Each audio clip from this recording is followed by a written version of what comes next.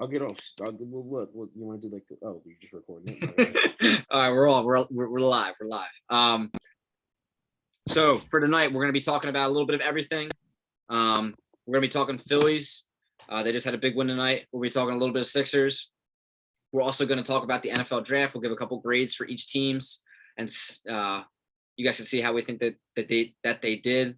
And then we'll segue into Aaron Rodgers, and we'll also talk about a very big player is making a comeback in the NFL. So definitely listen in to see Legend who might be coming back. So yeah, I don't know. With the Phillies tonight, a little bit nerve wracking. You know, they get out to that early lead, 5-0, and then it was a 1-run game. They never make it easy. For me, it's like that's kind of like a red flag. How you can't get out to that early lead and just continue to press your foot on the pedal and keep going. Like, yeah, I mean, I definitely think it's an issue, but I think it's like a negative and a positive. Obviously, like giving up 4-run leads. I mean, they did it the other night, and they barely won yesterday, and obviously barely winning today, coming down to like, you know, guys in scoring position and your closer having to come in clutch. But how I see it is they shouldn't be putting themselves in that situation. But when they get into that situation, the old Phillies would blow those games. They're able to win them. Sometimes, not every time, but they're able to win them. Like the last 2 nights, the Brewers are a good team. They're doing decent this year. Like, I mean, Yelich really isn't having.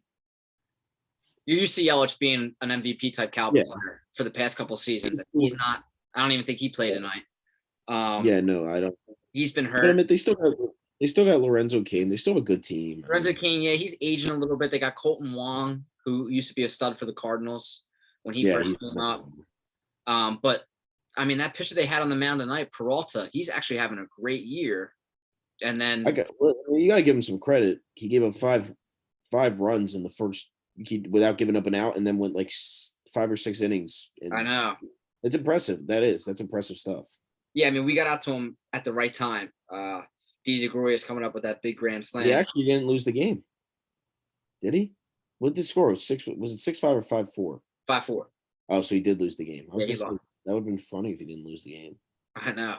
But, I mean, going off of your point, yes, the bullpen last year, they blew games like this. I'm still a little bit nervous about the bullpen this year, because when you look, Joe Girardi brought in Matt Moore. Wild 2 names to get mixed up there. I'm thinking Gregorius, Girardi. But Girardi brings in Matt Moore. Dude, Matt Moore, the last time he pitched was April 18th. The guy hadn't played in 18 days, and he brings him in the 7th inning when, I mean, he got lucky. Matt Moore came in 13 pitches, mowed him down. I would be okay him in the bullpen. Well, I wouldn't be mad about it.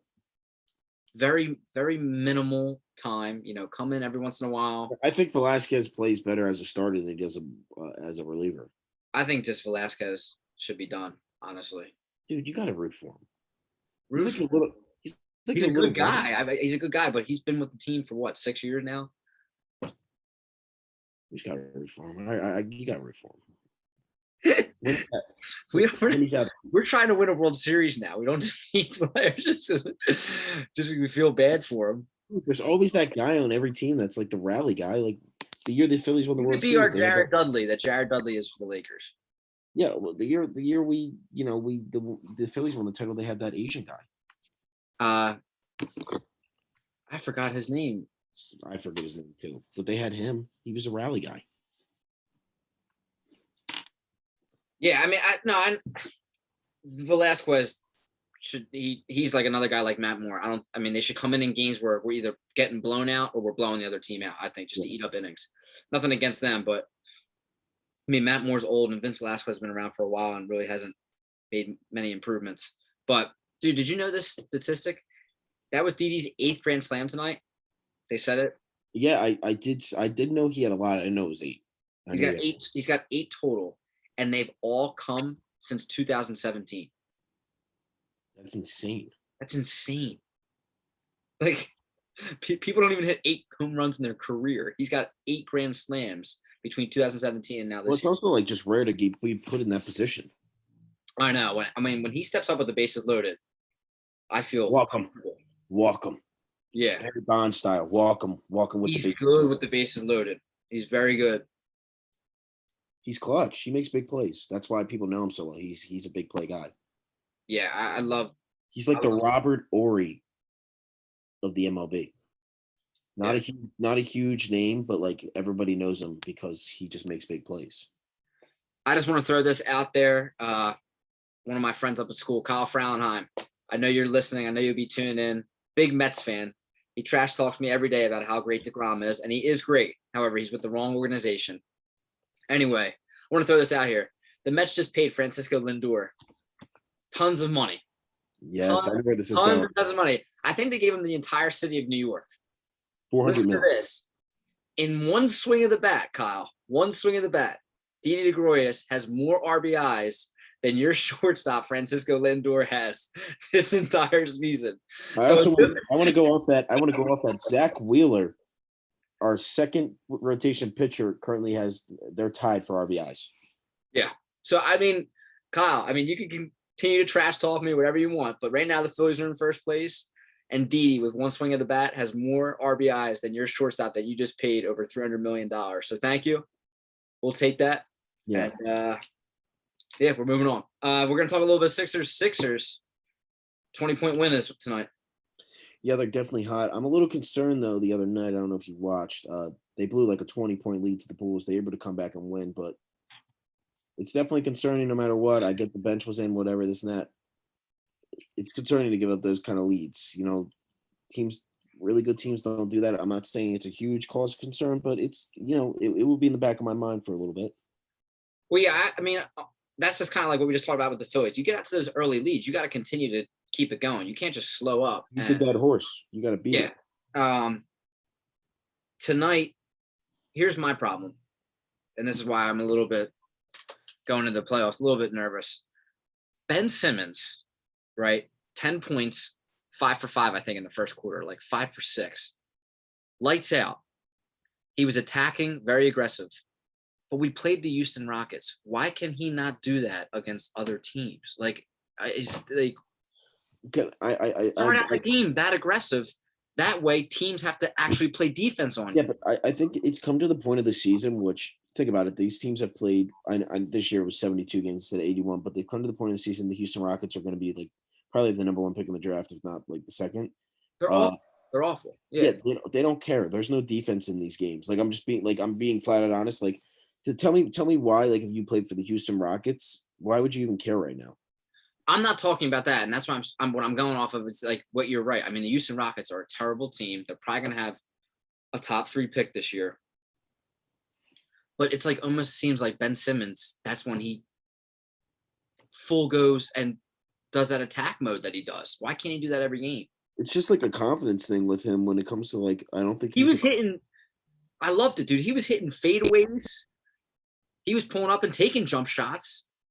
I don't care if he airballs them every single time. He's got to shoot them or else. Yeah, I'll never understand, and no one can ever like explain it to me. Why doesn't he take 3-pointers when we're either getting killed or not when we're up by a ton, because I think it's a little disrespectful, I guess. But if we're getting killed, we're down by 20 points with, going into the fourth quarter. Why not have Ben Simmons shoot 3 or 4 3-pointers in that quarter? Like, do you think like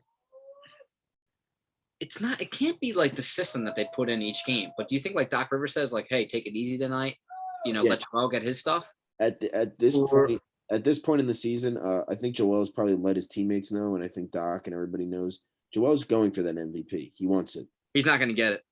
Yeah, I don't think he will either. I think Jokic will get it.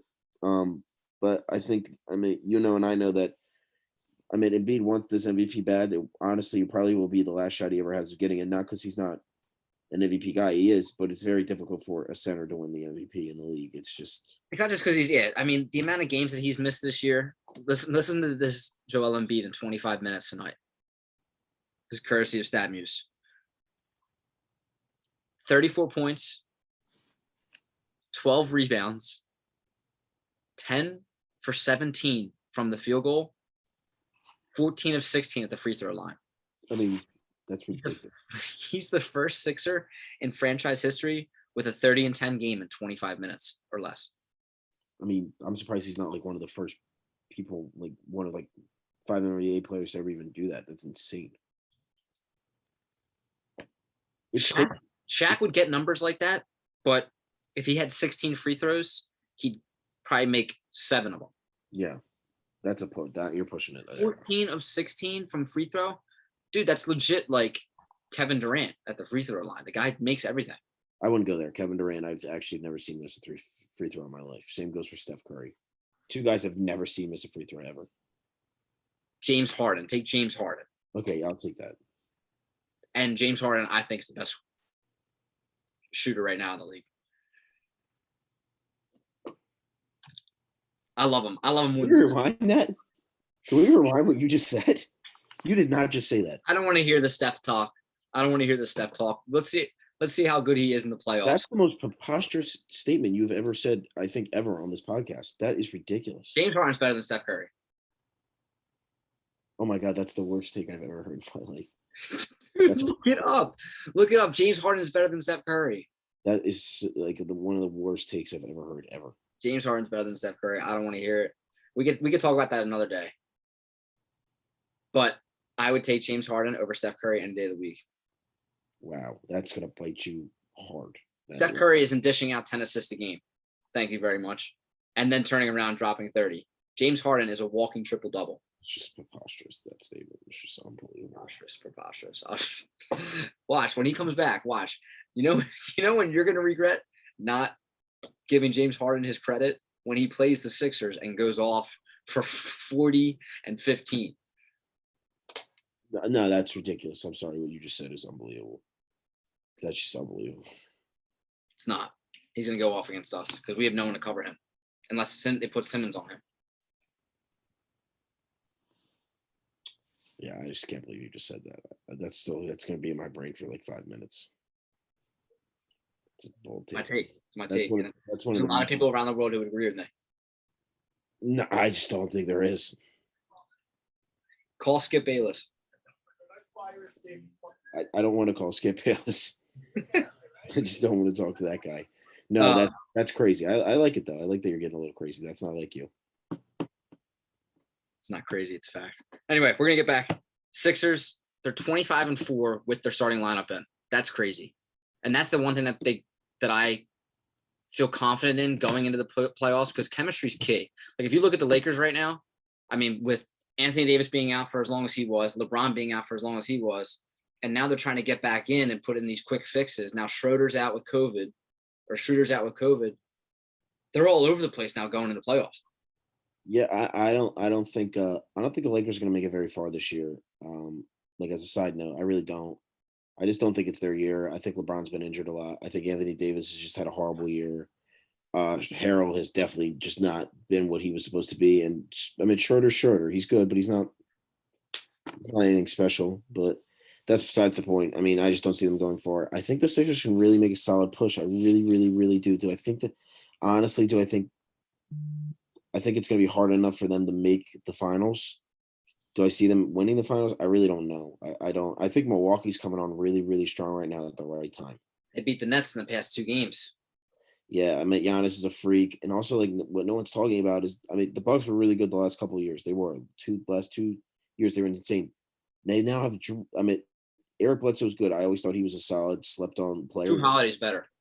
Drew Holiday's a significant not a significant. No, yeah, he's a significant upgrade. He's a much better player than Eric Bledsoe at the time. So I think coming into the playoffs, that team's really well coached. And Giannis is scary, man. I mean, he's a 2-time MVP and Defensive Player of the Year for a reason. I mean, to me, the Milwaukee Bucks are what the Toronto Raptors were pre-Kawhi Leonard. Might be. You just went from your worst take to your best take in the matter of. That's I just had 2 great takes that have come out of my mouth in the past 3 minutes. That was a fantastic take because I can't agree with you anymore. They definitely have that. Like for me, the Milwaukee Bucks always have a great regular season, and it's simply because teams don't play defense in the regular season. So Giannis is able, all the time. Giannis is able to drive and make his layups and do everything that he wants to do, dunk, and no one's going to cover him or stop him. Once he gets to the playoffs, look at Giannis's numbers. He's awful. He's awful. He gets shut down. Yeah, I mean, there's a reason why, like, I mean, perfect example is Jason Tatum dropped 60 points the other night. He's not dropping 60 points in a playoff game. There's a reason why, like, crazy, amazing playoff games, no one has more than like 40 points because these teams are playing defense now. Like they do. Why would why would the Chicago like the other night with the Sixers versus Bulls? Why would they play defense on each other? It's just like you know what I mean. Like it's just Yeah, it's and like shooting. especially at this point, no one wants to get hurt because you're a week and a half away from the playoffs. Playoffs start May 22nd. So yeah, no one really wants to get hurt before then. I don't think the Bucks are any threat to us. I think if I don't know, man. I think the me, Bucks are really good. I think they're getting hot at the right time. We match up so well against them. We match up so well. We match up great. We match up fantastic. You put Embiid on Giannis, and then Giannis is done. Giannis Middleton is done. Tobias. You put what? I said you could put Middleton and Tobias on each other. You could line up Middleton, Tobias, and I mean Simmons. You could put him on anybody. He'll lock down Drew Holiday. Yeah, I mean I'm being realistic. Even Chandler is not a threat. He's not bad. No, he's not a threat. He's not bad, dude. He's not a threat. They call he's him not bad, but he's not a threat. Like you're not gonna lose because of they call him the Ginger Jordan. You're not gonna lose because of DiVincenzo. It's not gonna happen. But they're not a bad team. Lopez is still solid. He can shoot the three. Their bench is not as good as last year, but they're definitely still solid. They got a guy that I really like who played for the Spurs for years, Byron Forbes. I know that's a random name. Bench, no, he's good. No, he's good off the bench. DJ Augustine can get a bucket. That bench is actually not that bad. I think that game, obviously if we meet in the playoffs, that series is going at least 6 games. I think 7.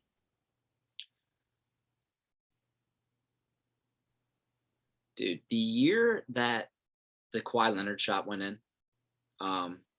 we were gonna destroy the Bucks. Yeah, we were gonna beat them. That year, we were going to walk into the finals.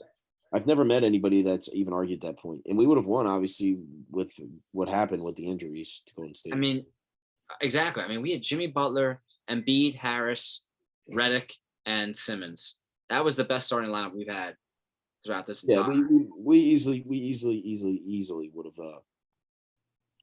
Would have easily went to the finals, and I believe would have won it all. It's a shame if that shot misses. You know, life is a lot different, but it's what you can do. I mean, we'll see. I definitely love the comparison though to them, and I absolutely love that comparison because that by far is just spot on. They have that Raptors mindset, quiet, not getting talked about, and just people overlooking them, even though they will get the job done. I think the Bucks are going to make a little bit of a run, and Drew Holiday is Drew Holiday. He's been an above average NBA player for 10 years now, and I think he was possibly the piece they were missing.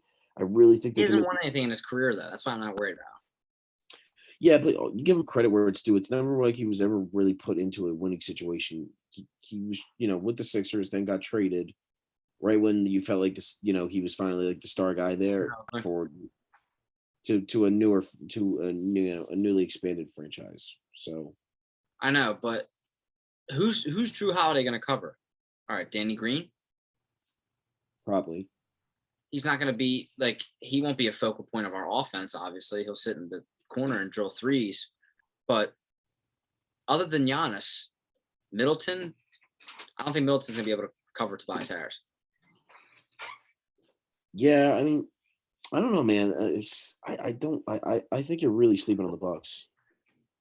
I'm not sleeping on the Bucks at all.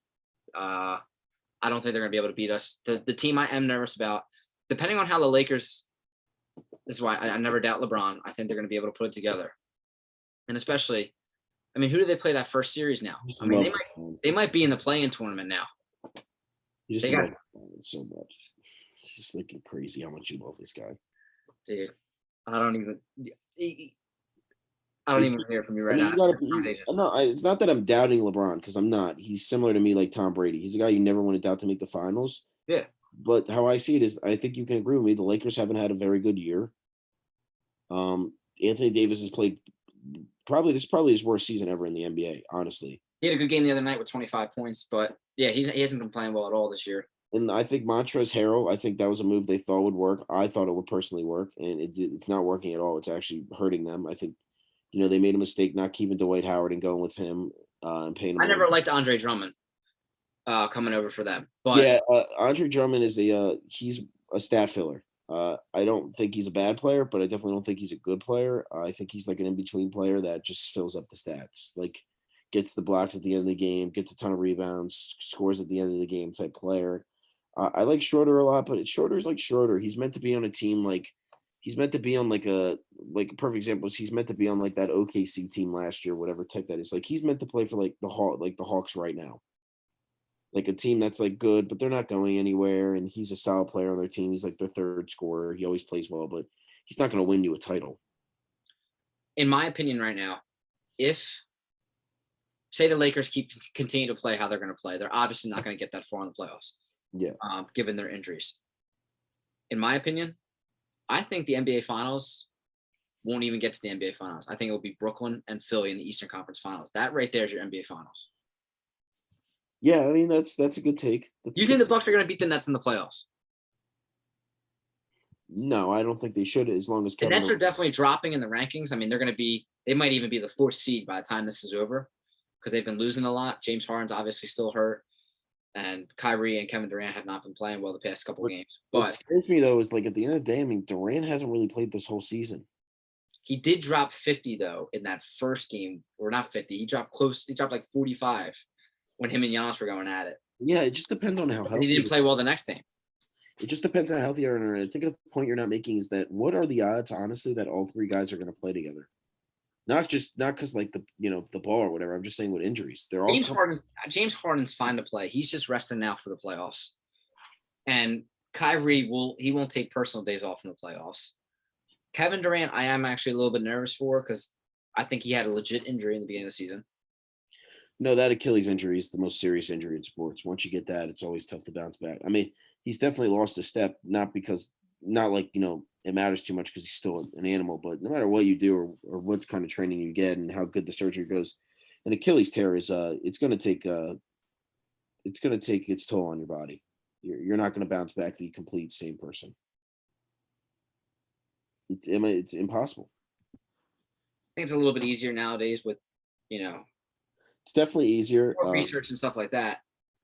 Yeah, it's definitely easier. But like ACL tears are definitely much better handled than they were in like, let's just say the 80s. They do say like the Achilles tear is the hardest injury to recover from. Yeah, which is not. They have to like connect a tendon. Yeah, your tendon snaps in half, and it's probably the most painful thing in the world. I can't even imagine. I wouldn't even wish it upon my worst enemies like that. I think it's going to be an exciting playoffs. The West is obviously more competitive than the East. You can't count out the Miami Heat. You can't count out the. I know it sounds crazy, but you can't count out any team with Kawhi Leonard on it. Stop. He didn't play well last year in the playoffs. The playoffs that he had when he was unstoppable against us. It's a shame that he made a huge mistake, and wasted 2 years of his prime career in with the Clippers. He's definitely leaving in the offseason. I think he's going to go to Golden State.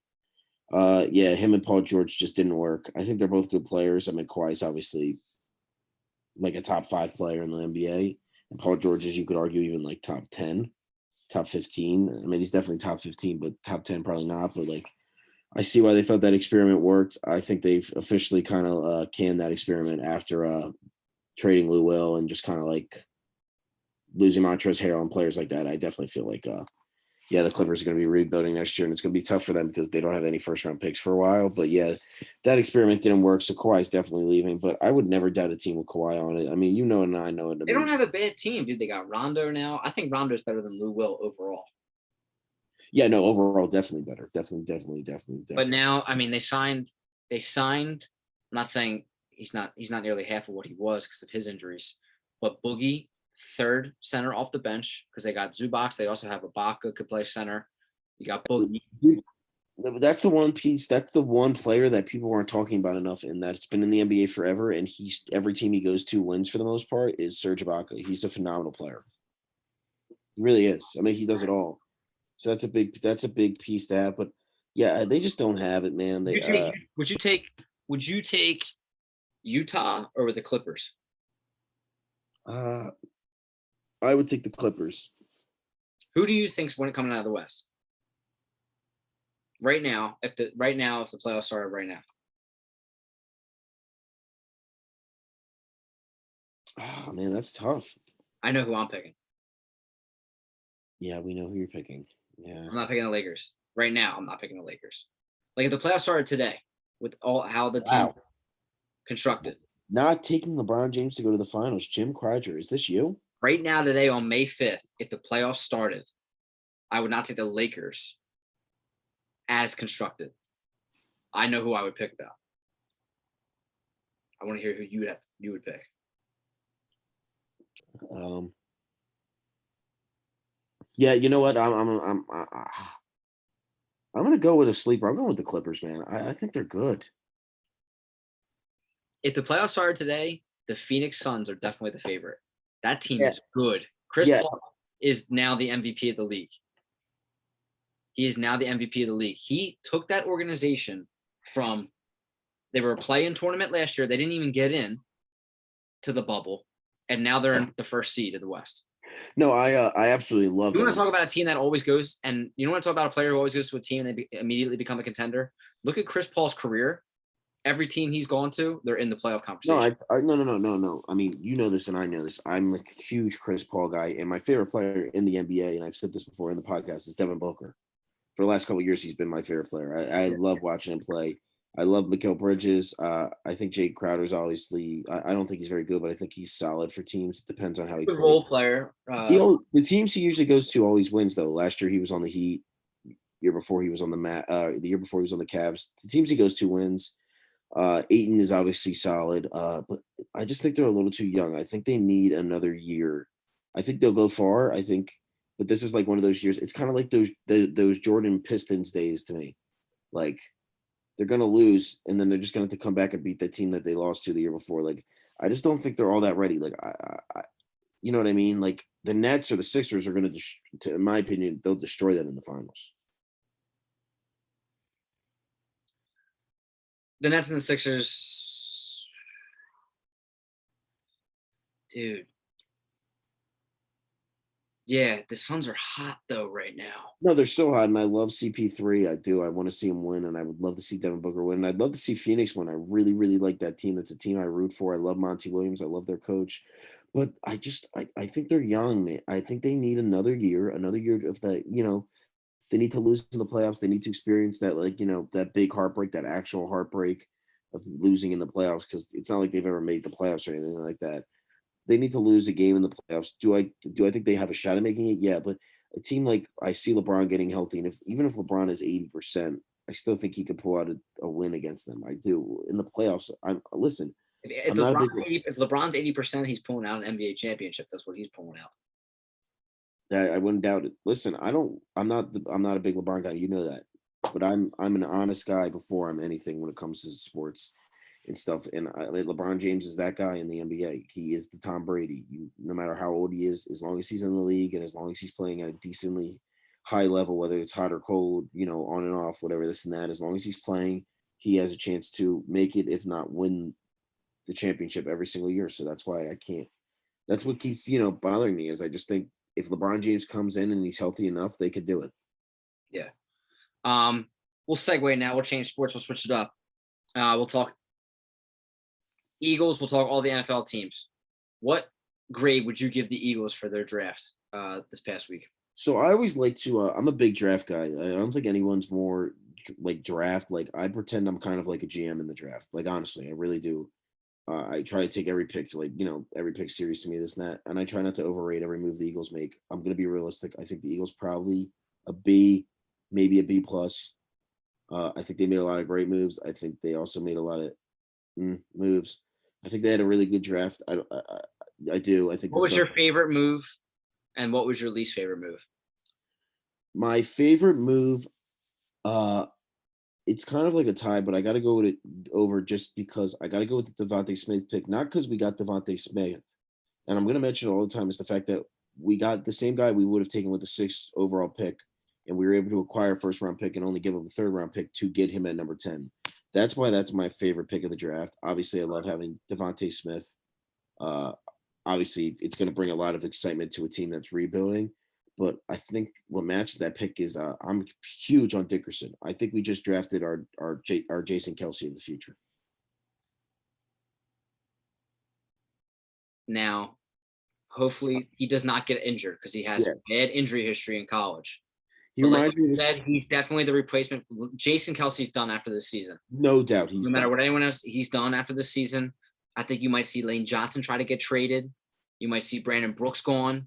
I think after this year is going to be kind of like the transition that they make from whatever veterans we have. The young guys are still young, so you got the veteran presence and you got the young class. The young go into that 2 to 3 year. You know how like they always say like sophomore to junior year is the biggest jump for players. Yes. 2-year players to 3-year players. You'll see them grow, and then you're going to clear out all the veterans you have: Fletcher Cox, Brandon Graham, Lane Johnson, Brandon Brooks. I think they're all done. Yeah, you'll try not done as players. They'll continue to play. They'll be done as Eagles. They'll be done as Eagles. Jason Kelsey will be retired, but the other players will be done as Eagles. Darius will be gone. I don't see all honesty, I don't see guys like Fletcher Cox, Lane Johnson, and Brandon Brooks ending their career with the Eagles. I could see a guy like Brandon Graham possibly ending his career with the Eagles, but I don't see any of those guys ending their career with the Eagles. Yeah, I agree with you. It's time. At the end of the day, Jim, obviously we could have taken Asante Samuel Jr. We could have taken that linebacker out of Notre Dame, which both I would have liked those picked a lot too. He fell to Browns, right? Yeah, he fell real bad, like 52. He's got injury history too. Yeah, which is 52, which is still shocking. And the Chargers ended up getting Asante Samuel Jr. Chargers had a phenomenal draft, by the way. I would give them an A+. But yeah, I mean, you got to go with the best guy available. That guy should have been a first round pick. This reminds me a lot of the Sidney Jones pick, a guy that would have been a top 10 pick or would have been a top 20 pick at least. If he Dickerson? Yeah, he reminds me of that Sidney Jones pick. The Sidney Jones obviously didn't work out.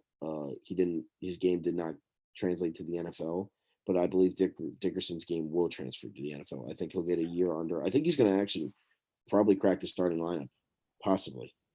Can he play anywhere other than center? Like, can they move him to guard? Yeah, no, he played guard before, but I saw this stat. Happening. I saw this stat and it's absolutely insane. I don't care if it's college. I don't care if they play bad teams here and there. He played 850, either 6 or 2, 56 or 52 snaps, so 850 something snaps in his whole entire college career. Guess how many sacks he gave up? One. That's ridiculous. I don't care what league you're in, how good your team is, how good the quarterback is on, being able to move and not get sacked. Giving up 1 sack in 800 and something attempts is preposterous. That's an insane stat line, and that's why I like him so much. I never got to say my least favorite pick. I actually wouldn't say I have a least favorite pick. I really don't. I don't think they did that bad. Obviously, they're going to get a lot of hate on that third round pick. It was a little bit of a wild pick. Don't tell me the running back. No, not the running. The running back went 5th round. The third pick, third round pick. Memphis. He's solid. He's good. That kid. I like him a lot. He's going to be good. Mel Kiper said that's one of his steals of the draft.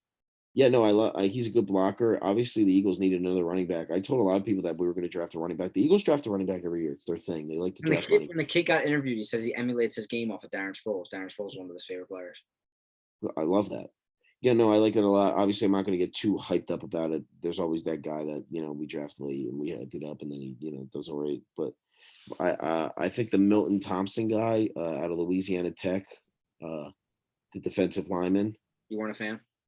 No, I like the move, but it reminds me a lot like Brandon Graham. He's going to be a little bit of work. He's not going to jump in and make an immediate impact. He's going to take a couple of years to translate his game into the NFL. But I mean, obviously, it's like I said before, I think actually the Eagles are listening to our podcast and Harry Roseman. Teams win the Super Bowl off of their lines, their defensive lines and their offensive lines. When the Eagles won the Super Bowl, they had the best defensive line and they probably had the best, if not one of the best offensive linemen in the league. Like offensive lines in the league. Yeah. So to me, it's like, I think you got to build those trenches, man. Like, you got to build those type of guys. I think that's a good pick. I think he sits a couple years. I think they definitely have to look, obviously, into getting rid of Derek Barnett. I think Josh Sweat should definitely take that role over for less money. Plus, I think Josh Sweat's a much better player than Derek Barnett. Derek Barnett kind of reminds me of Jadeveon Clowney. He's shown bright spots, but he's never really improved since his rookie season. He's just kind of stayed the same type of player, and that doesn't cut it in the NFL. Did It Derek does. Barnett? It's hard. I can't remember. Did Derek Barnett start last year? No, right? Yes, some games. Some games he did, and some games he didn't. It's weird. I really don't think Derek Barnett's been getting like a decent amount of work though to showcase. Yeah, but you know it, and I know it that he's had plenty of. I mean, last season was his fourth season in the NFL. He's not a rookie anymore. He's a veteran, and he's just never really shown improvement. Like after his rookie season, he's just one of those players. He's just kind of going to stay at where he's at, and it doesn't make him a bad player. In fact, he's a good player, and I think he probably will get paid some money. But yes, he has his bright spots. Yes, he has his games where he gets 2 sacks and 2 tackles for loss. But he's not anything too special. I would definitely rather give Josh Sweat a chance to prove himself, and also give that kid a couple chances to prove himself. I think they had a great draft. Also, like the Eagles always do well. Obviously, it's not the exciting rounds and the good rounds, but they always do well on the last day. They picked up that kid out of USC who was ranked the third best defensive end or tackle in the whole entire draft by Mel Kiper, which is insane to get him in. I think we got him in the fifth or sixth round, which is crazy to think about. I liked who they signed as an undrafted free agent after the draft. Yeah, I love that move. The cornerback out of Florida, dude. How did he fall? He didn't get picked. Yeah, Trevon I actually saw some highlights of him against Patrick Surtain, and he dominated him, which says something about the guy who went number 9 in the draft. Wait. No, Trevon Grimes, cornerback. No, Trevon Grimes is a wide receiver. Wide out. Trust me, he's wide out. They just signed a wide receiver today. Well, Trevon Graves is the kid. He's he's he's a wide receiver. Then I got a player. Yeah, out of Florida. He's had a lot of really good games. He's quick. That's the end of JJ Argowitz. That's the end of JJ Argowitz. Yeah, he's big dude. That pickup is the end of JJ Argowitz side, I believe. All right, then maybe the player they signed today was a cornerback. I got players mixed up. Yeah, they must have signed a cornerback today then, because I also really like I also have a little bit of inside information here. The cornerback we took in the fourth round out of Texas Tech. My best friends from school, their buddy plays on Penn State's football team, and he actually that kid originally went to Penn State and transferred to Texas Tech, and he said he's unbelievable. That kid. Really? Yeah, he's like the fastest guy he's ever seen ever. The one thing I liked about the Eagles draft this year is that someone posted like the overall rankings of each football prospect, and it like lined up. So like if Dickerson was, 73rd overall, we got him 74th or whatever 56 or 54th. The running back was like 112. We got him like 120. You know what I mean? Like things just lined up. So it kind of looked like finally in my lifetime how we actually picked the best players on the board at the time that the pick was. I told you, I tweeted it out. Have faith in Howie Roseman. He will not disappoint, and he did not disappoint. He made all the right picks. Whether Devontae Smith doesn't work out and Dickerson doesn't work out, he made the right picks. Devontae Smith will work out. That guy's a flat out sub working with Nelson Aguilar today. Yeah, no, that kid Philly legend. Smith is ready for him. And as time goes on, I start to like Jalen Hurts a little bit more and more. I actually watched a GQ segment on him. They do this thing. It's a GQ segment.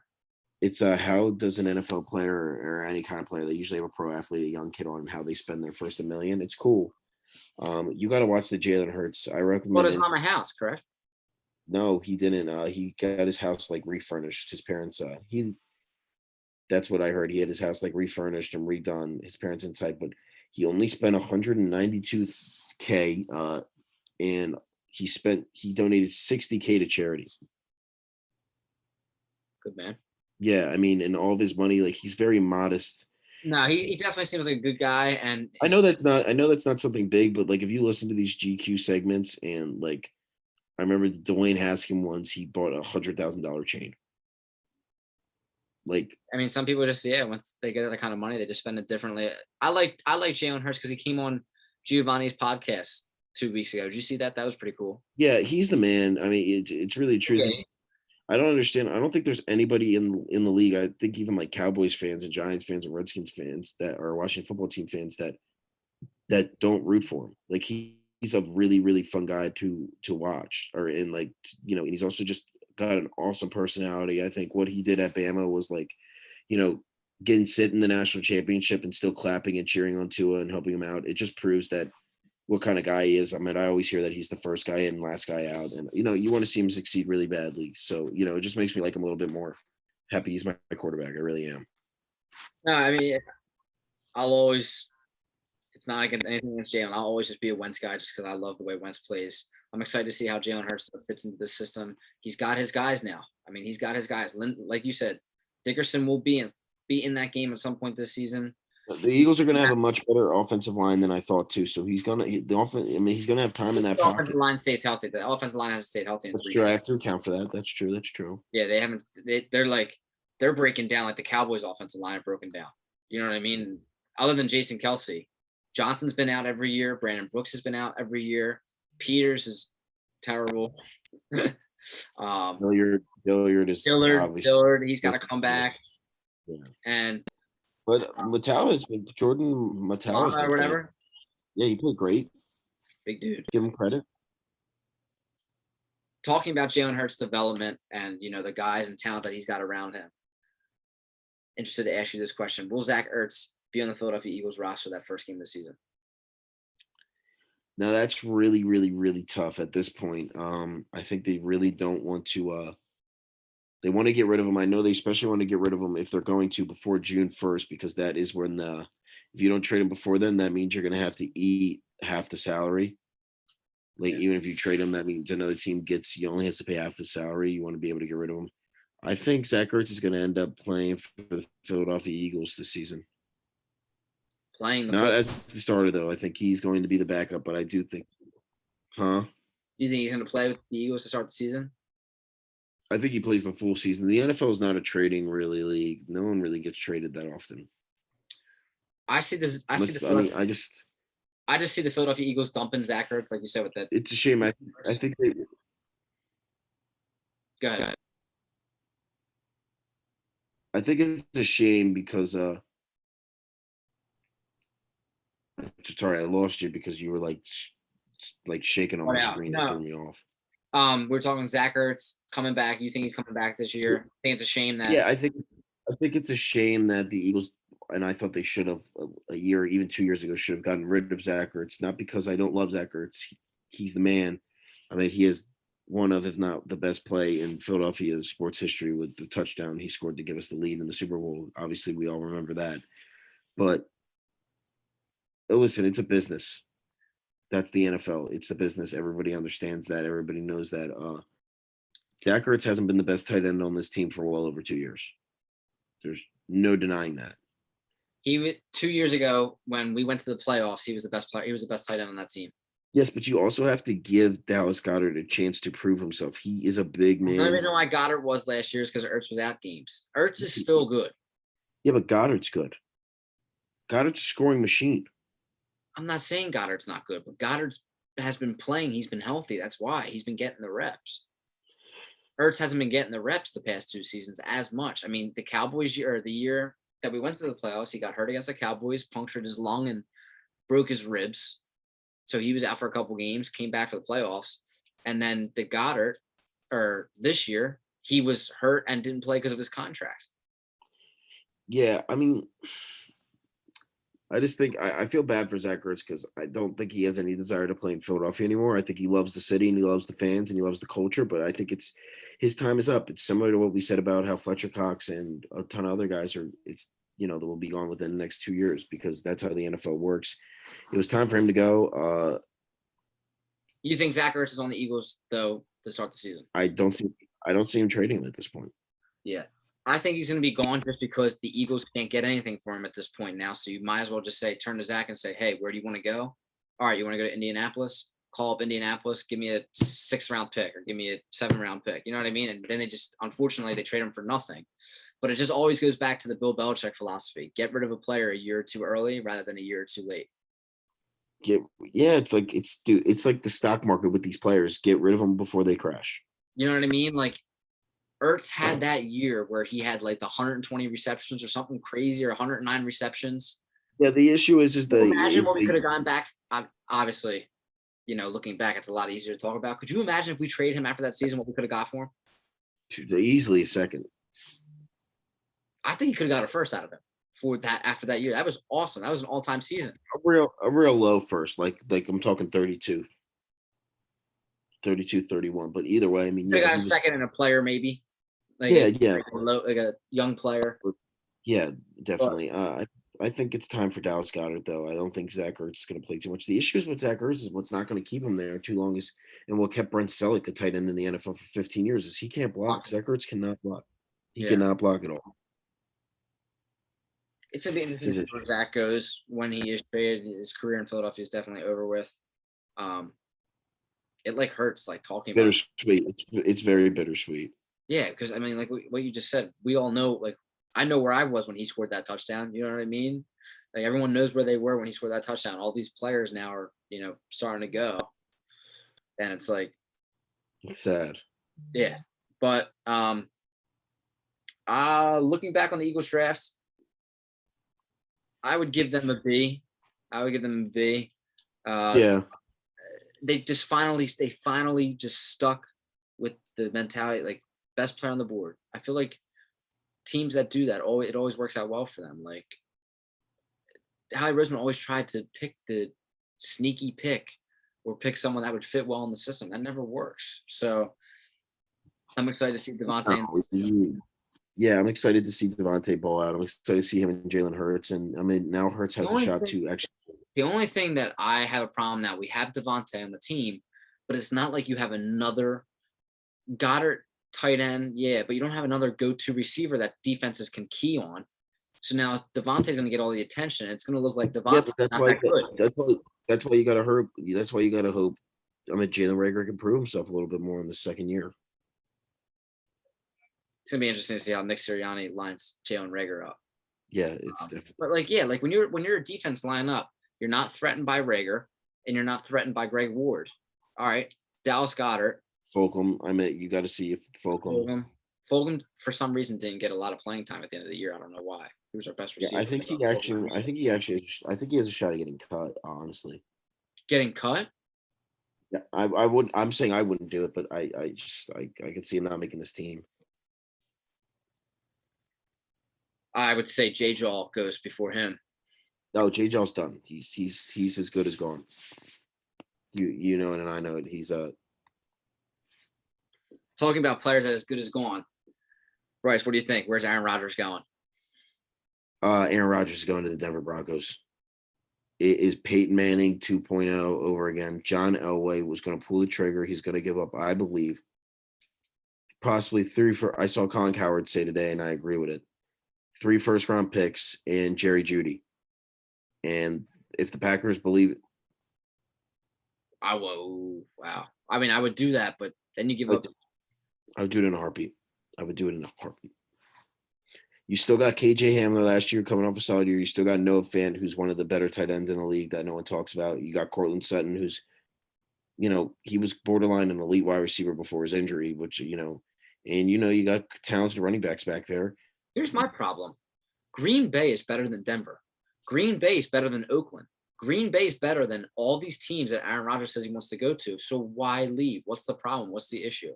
Because Aaron Rodgers there's no ifs, ands, buts about it. Aaron Rodgers is a diva. He's the biggest diva possibly in the NFL. He loves attention. And, he feels like he's been disrespected the last couple of years, obviously by the Packers because they haven't drafted what he wants. But at the same time, Aaron Rodgers has not really won anything in the league besides the one Super Bowl. It's not. Yeah, dude. He's not Tom Brady. He's not. And Aaron Rodgers, I'm not saying I would love to have him in Philadelphia. He's also the stuff he does off the field, like AKA like his dating life has always been something that's, when it doesn't come to actual games and actual football, has been one of the number one topics in the NFL. I'm not even kidding. I mean, it has been the amount of women he's dated that just out of nowhere, and also like hosting Jeopardy and just doing like weird stuff off the field. Like, I mean, he does a lot of stuff off the field. He's definitely a little not wild, but just like I don't know how to explain him. He's definitely a little odd. I definitely don't really like him.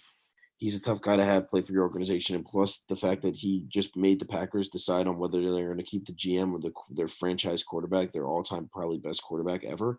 It's kind of crazy to think about.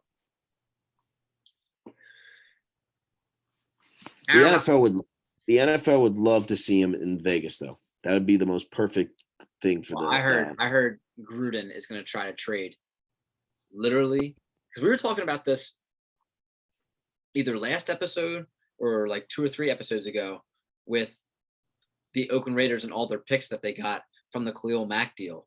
Yeah. And could you imagine Gruden can throw picks out? That would be a good team. Plus, but there was Darren Waller. You'd have Ruggs. You'd have Josh Jacobs. Yeah, you got a real side. Rodgers, and that defense is pretty good. A good offensive line. Yeah, plus, I mean, obviously Roger Goodell would definitely push for him to go to Oakland rather than Denver. But I mean, we know John Elway. He's crazy. He'll pull the trigger, and I would have no problem giving up 3 first-round picks and Jerry Jeudy for a guy that's going to give you 3 to 4 years of excellent quarterback play. Denver, Oakland, Kansas City, and who's the other team in that division? Chargers. Is it Chargers? Like, for me, if I was Aaron Rodgers, why go to that team?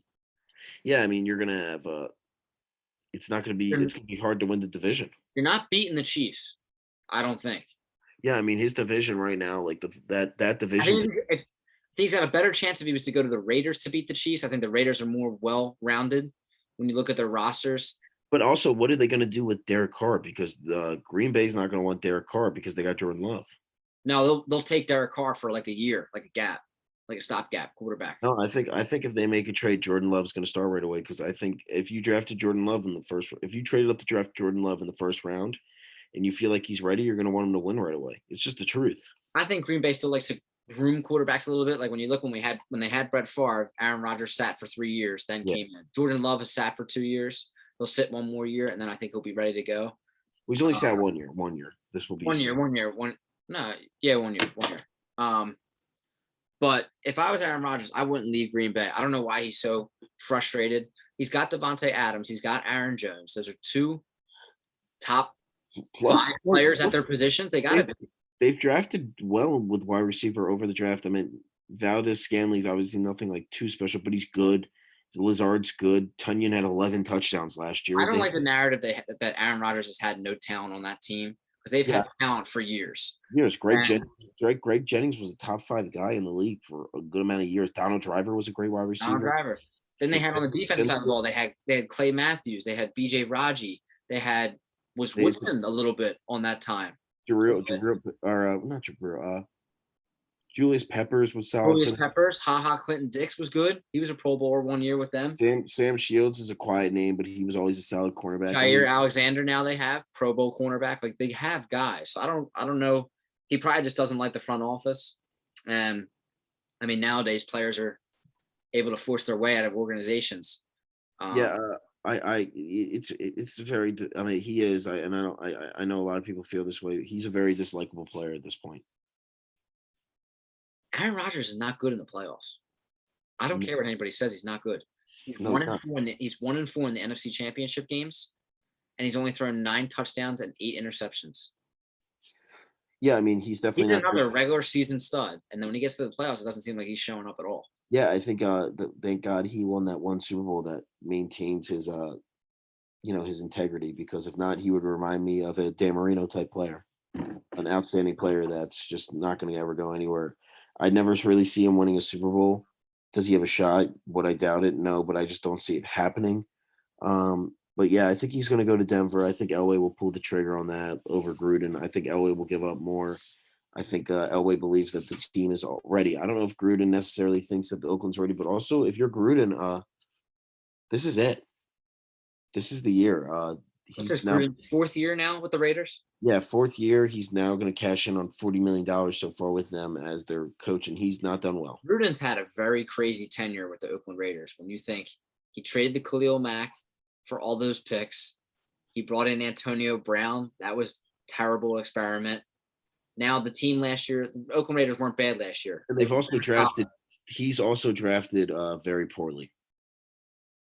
Josh Jacobs. Who else did he get? Henry Ruggs is good. He took Not Henry Ruggs. Henry Ruggs. Yeah, he's got Henry Ruggs. Good. he took Cleveland Farrell over Devin White. That's a really bad move. Yeah, Devin White's a stud. Devin White's the best linebacker in the league. It's good. Very young, very fast. But I mean, the Raiders were good last year. They beat the Chiefs one time. They're definitely good, but they're missing pieces. And Aaron Rodgers, I believe, is a huge piece. But I also got to give it. Derek Carr had a good season last year. Derek Carr had that 1 year where he almost won the MVP before he got hurt, and then after that, he just hasn't been the same. Yeah, I mean, he broke his leg really bad. For me, if I was Aaron Rodgers, now this sounds crazy, but I heard this today, and I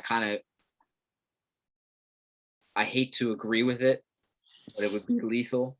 I wish our friend Nick Newtile was on the show tonight because I would like to get his opinion on this. Colin Cowherd said Aaron Rodgers to the New York Giants. Could you imagine? No, it's not happening. Giants have the picks to trade, and they have the players to trade. They 1000% do, but I think, dude, if the Giants got him, we'd be in trouble. I think the Giants are honestly a really solid team right now at this point, even with the. But the other issue is that Aaron Rodgers has a really solid offensive line in Green Bay. They're good. They're solid offensive line. The Giants have a horrible offensive line. He's going to be running. He likes to move out of the pocket, though. He'll have Saquon Barkley back there. No, he'll have Kenny Golladay. That's big. That's a big guy to have. He's got Kenny Golladay. They said that Sterling Shepard would be in that deal to go back to Green Bay. They'll still have Slayton. And they'll have Evan Ingram, who I think is good. Why are the Redskins not calling for Rodgers? I don't want these teams to do well, but why are the Redskins? I would trade everything except Chase Young. If I was a Redskins GM, I would call, or the football team's GM, I would call Green Bay and say, everybody except Chase Young, who do you want? Because, Jim, they have the GOAT, Fitzmagic. Imagine if they have Fitzmagic and Aaron Rodgers. Then they could start throwing. It's over. Could you imagine? That player equals Patrick Mahomes. Throw them both out there. Why not? I'm excited to see. I think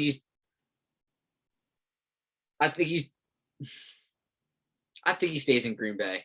No, I think he played his last snap in Green Bay. These NFL teams, they'll give up on players before they give up on GMs. Aaron Rodgers says that he would go to Jeopardy and retire if he's not traded. Let him go to Jeopardy and retire. He's not going to do that. So he's going to stay and play. It's Aaron Rodgers. He's not going to not. He's too competitive not to play football. I think he's going to stay in Green Bay. I think he'll finally wake up and realize, like, I have a Pro Bowl wide receiver. I have a Pro Bowl running back. I have a great offensive line. Not a Pro Bowl, an All-Pro wide receiver.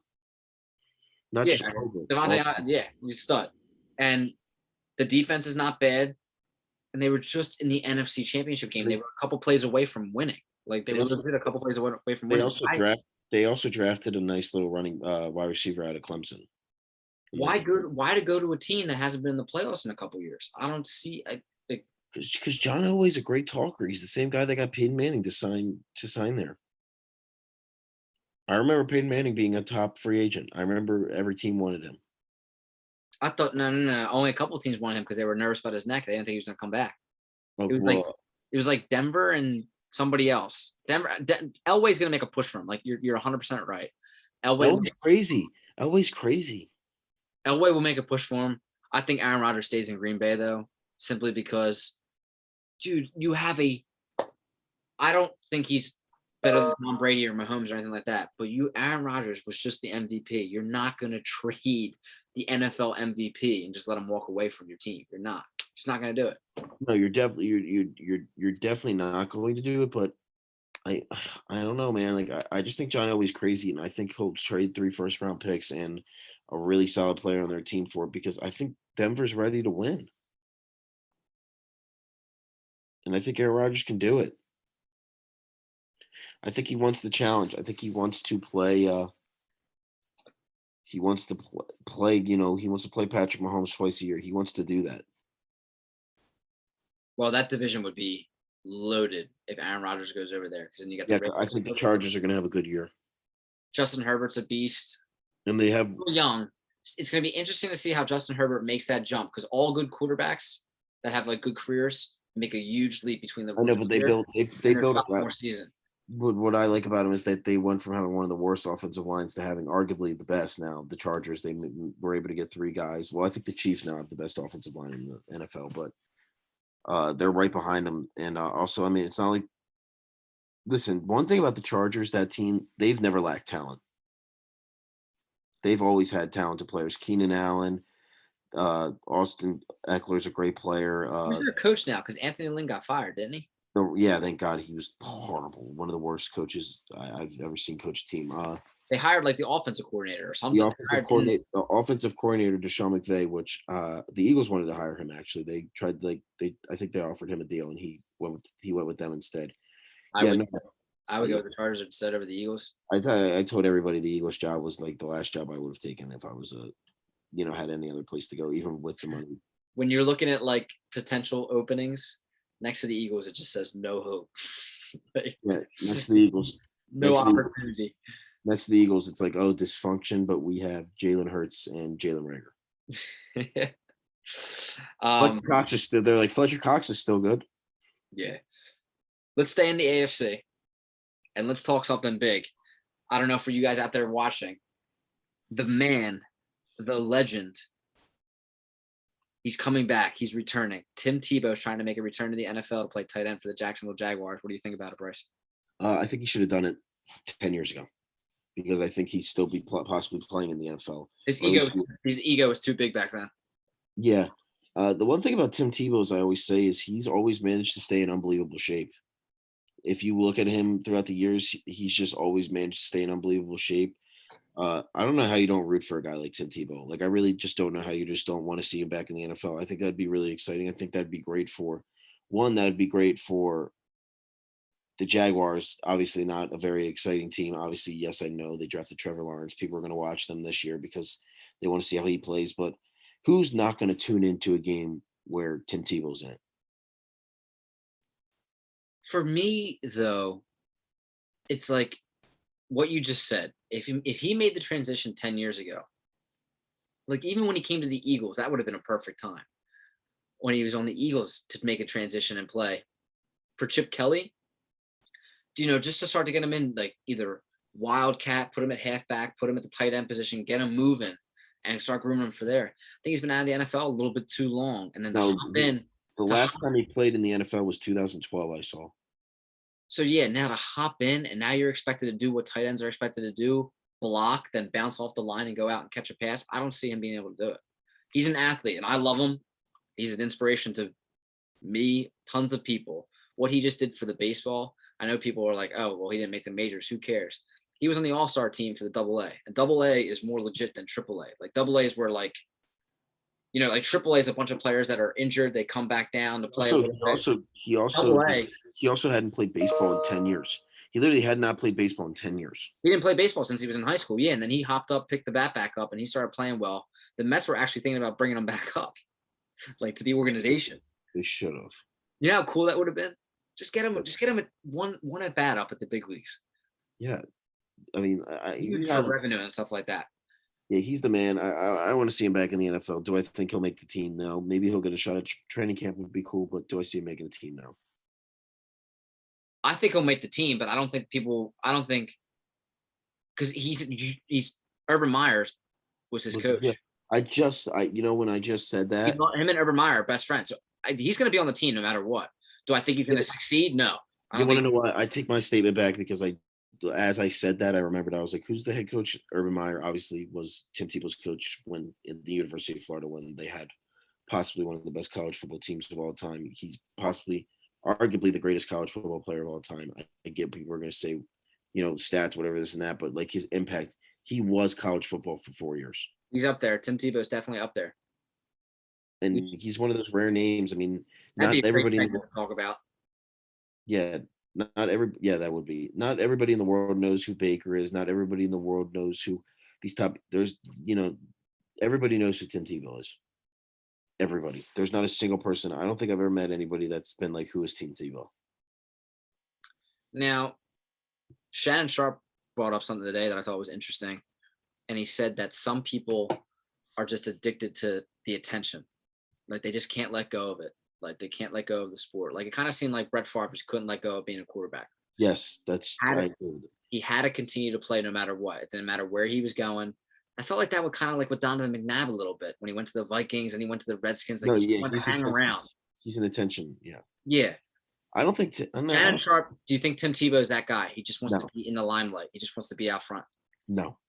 I think Tim Tebow poses that like, no, he doesn't care about himself, but like Shannon Sharp's got a point. I think Tim Tebow loves to compete. I don't think he ever wants to. I think he wants to play professional sports. I think he wants another shot at it. I think he just wants to play professional sports. I think he knows that this is it. His last opportunity in the This NFL. is it. This I is think, it. obviously, listen, Jimmy, everybody in life has regrets. You know that, and I know that. We've done things that we've regretted. I think Tim Tebow really, really regrets not making that transition. I think Tim Tebow possibly could still be playing in the NFL if he would have committed to being a tight end. He could have had a very nice career because, like you said, I mean, he definitely keeps himself in shape. The guy is huge. I think he's like 255 or something. So big boy, big boy. Beast. And he can run. He could barrel people over. But like I don't know who the tight end is for the Jaguars right now, but he's definitely had more experience. Tyler Eifert. Eifert. Is currently their starter. Yeah, no, it's not Eifert though. There's another guy. He was a rookie last year or something. They have a guy named like O'Shaughnessy or something too. Something. Young guy, but he's definitely been playing tight end more than Tim Tebow has. So he's going to beat Tim. Yeah, Tim Tebow, I generally think will like do training camp, and no matter how bad he is, I think he generally would just be like Urban, because Urban Meyer was probably like the equivalent to like a second father to him at Tim UF. Tebow definitely retired from baseball when he found out that Urban Meyer got the job from Jacksonville. Yeah, I think he knew. That definitely made his decision because Urban and him are obviously they're probably as close as it gets. So yeah, I want to see him back in the NFL. Do I think he does anything? No. It'd be cool to see him score a touchdown or something again. How do you not love Tim Tebow? How do you not root for him? Did you buy his jersey?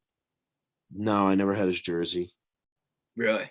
No, I never had it. I think it would have been like, I don't know why I never had it. Rags would buy his jersey. Yeah, which his name was Gavin Summers is a huge Tim Tebow guy. Yeah. He bought all their jerseys too. Yeah, I mean, I think I want to see him try. I want to see him play. I think that would be really exciting. It'd be great to see Trevor Lawrence. Who would have ever thought Trevor Lawrence would be throwing balls to Tim Tebow? Tim Tebow. Life is crazy. Take Tim Tebow out of it. I'm not just saying this because Tim Tebow's coming back. Jaguars are putting together a nice team. They're gonna be bad. They're gonna be bad. I saw this today. Over under 22 and a half touchdowns for Trevor Lawrence this year. Under. I'm taking the over because they're going to be down in every single game, and he's going to be able to just keep throwing.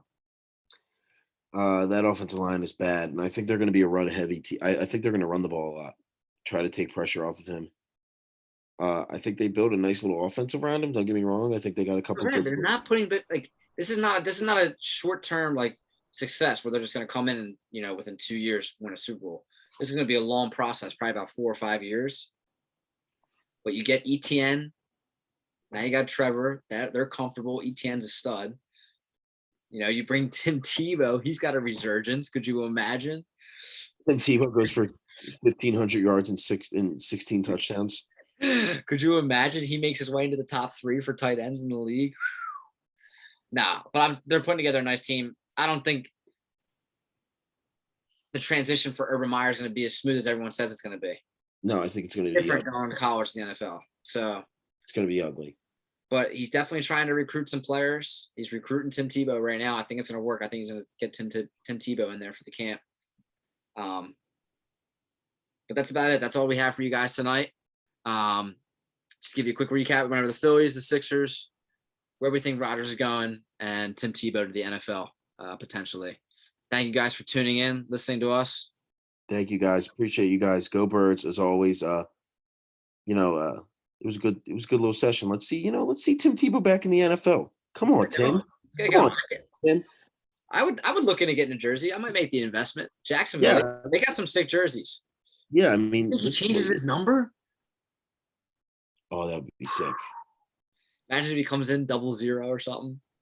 Yeah, it would be a really weird number. It would be like just one.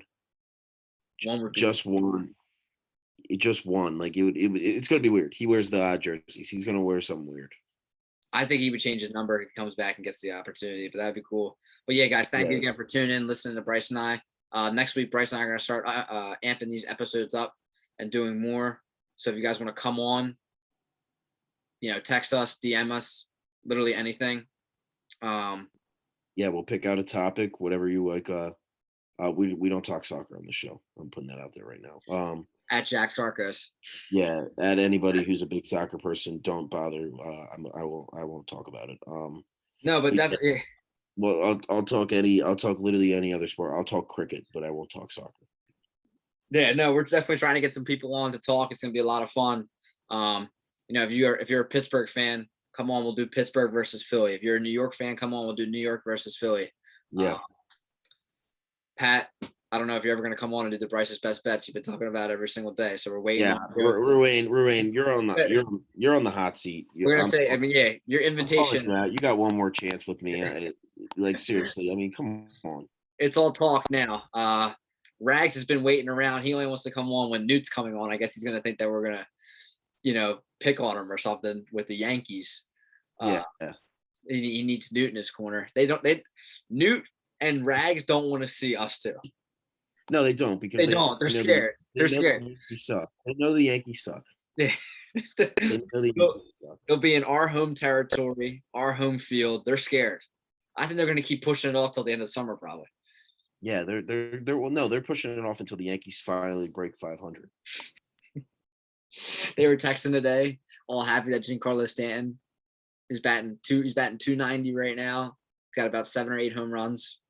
He's a stud, though, man. I think he's so good. He's going to be in the hospital next week. I'm calling it. He's going to get hurt again. He's going to get hurt again. I also want to put it out there, and the most overrated player in any sport.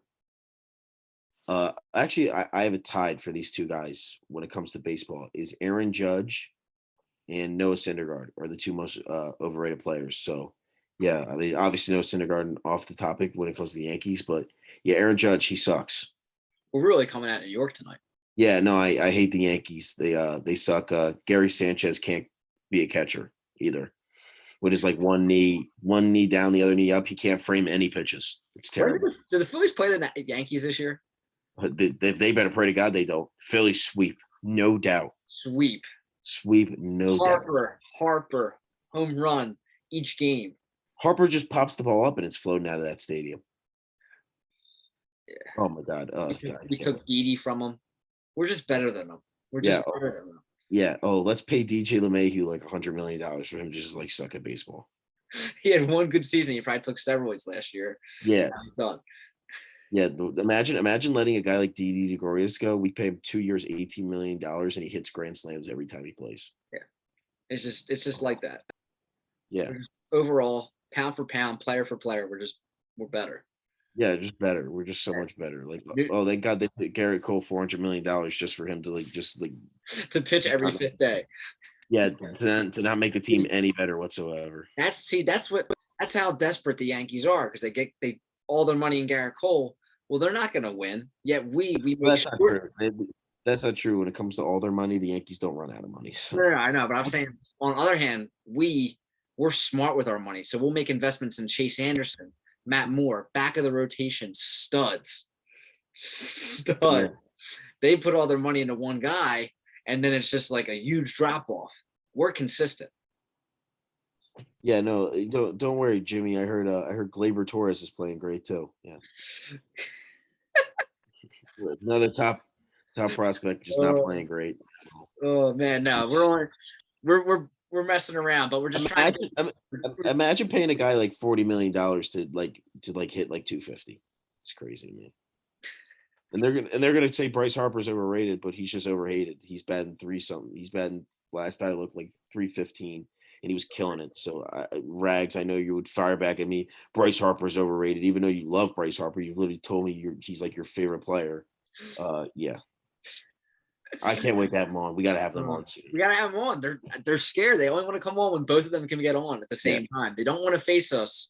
Yeah, no, they're scared. They're scared. I'm calling them both out, but I'm heavily calling Ruane out. Like, I mean, I've never called somebody out harder in my life. This is what we got to start doing now. People keep texting us. They want to come on. Come on. We're going to start calling you guys out. Like, no, we'll call you out. I have no problem calling you out. Yeah, Ruane. Pat, we literally created a segment called Pat's Picks, and you haven't been on in weeks. Yeah, I mean, it's embarrassing. It's embarrassing, really. The invitation, we give you one more episode. That's it.